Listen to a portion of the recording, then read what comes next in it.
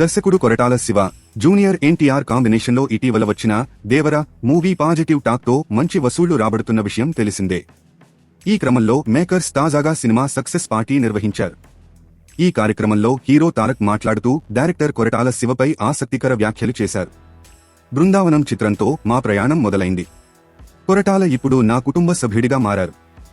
దేవర 2 movie shooting కోసం ఆసక్తిగా ఎదురుచూస్తున్నా అని ఎన్టీఆర్ అన్నారు.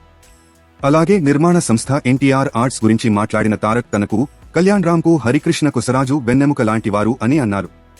ఆయన వల్లే ఎన్టీఆర్ ఆర్ట్స్ ఉందని తెలిపారు. ఇక దేవరలో ఎన్టీఆర్ సరసన తొలిసారి బాలీవుడ్ ముద్దుగుమ్మ జాన్వీ కపూర్ హీరోయిన్గా నటించింది.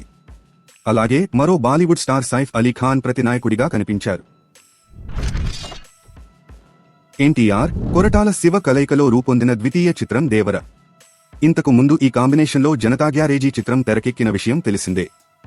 సెప్టెంబరు 27న పాన్ ఇండియా చిత్రంగా ప్రేక్షకుల ముందుకొచ్చిన దేవర టాక్ పరంగా మిక్స్డ్ రియాక్షన్స్ వచ్చినా వసూళ్ల పరంగా కొత్త రికార్డులను క్రియేట్ చేస్తోంది. దసరా సెలవులు ఈ చిత్రానికి బిగ్గెస్ట్ అడ్వాంటేజీగా మారాయి.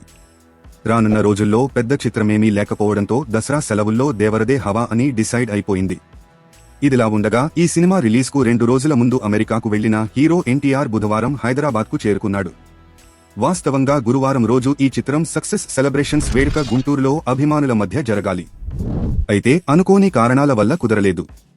దేవీ నవరాత్రుల కారణంగా 2 తెలుగు రాష్ట్రాల్లో కూడా ఈ సక్సెస్ మీట్కు పోలీసుల అనుమతి లభించలేదు.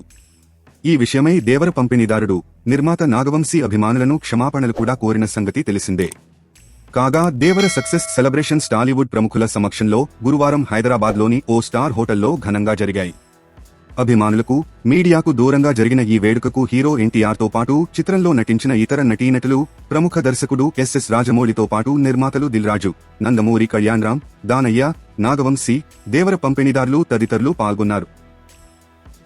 తాజా సమాచారం కోసం లైక్ చేయండి, సబ్స్క్రైబ్ చేయండి, నోటిఫికేషన్ల కోసం గంట సింబల్ ఆన్ చేసి పెట్టండి.